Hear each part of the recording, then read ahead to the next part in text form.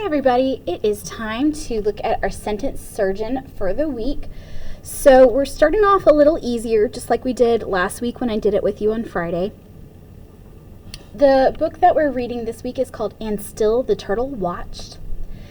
And remember that when we are doing a sentence surgeon, we have to look word by word by word in order to think about the part of speech. And in order to figure out the part of speech, right now, while you're still learning, you can use the parts of speech notes from the grammar notes in your ELA binder.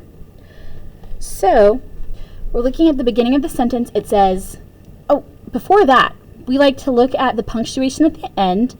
This is a dot, which is called a period. And when a sentence ends with a period, that means that it's either just a regular sentence that states something, which is called declarative, or it can be a command, which is called an imperative. So if we look at the sentence, it says, their axes chopped and killed the forest. It's not telling anybody that they have to do something. So this is actually going to be considered just a regular statement. So it's going to be declarative. So we're going to add down here for type of sentence, declarative. And we haven't discussed sentence structure this year yet. That's something that's going to come later on. But this is a very simple sentence. So we're going to write the word simple. There's a couple of types. There's simple, complex, and compound, those of you that remember from last year. And for now, we're just going to say this is simple. We'll get more into that later and why the reason is soon. So it says their axes chopped and killed the forest. So there describes a group of people, but they don't tell you anybody's names or who they are. So this is actually replacing the names. So that makes it a pronoun. A pronoun. The next word, axes, actually, that is an object. That's something that somebody can have and hold. But it also has an S on the end. It's plural. There's more than one axe. So it is a noun, but it's a special kind of noun called a plural noun, plural. And plural noun means that there's more than one of that object. So it's a plural noun. Next, we have the word chopped. Chopped is an action that somebody does. And with the ED, that means they did it before. So it's not happening right now, it's not happening in the future, it happened once upon a time. So this is a verb, and it's considered past tense. So it happened in the past.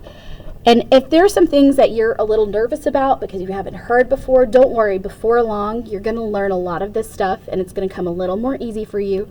But chopping is an action, but because it says chopped, it's past tense. Okay, the word and joins parts of the sentence, so that is called a conjunction.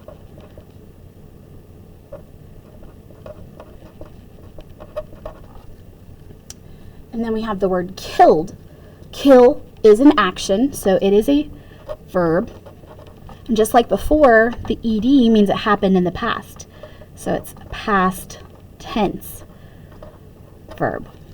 Past tense verb. So we have the word the. The is one of those short little words called an article. A, an, and the are all considered articles. The last thing we have here is forest. A forest is a thing. It's a noun. It's not something that we could have and hold, but it is like a place. It's a place somebody could be. So forest is a noun. All right, so we're looking down here to find out what our subject and our predicate is. So our subject of the sentence is usually going to be the main noun or pronoun in a sentence.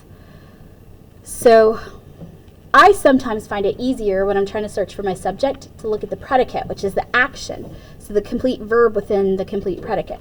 So we know that the action is chopped and killed.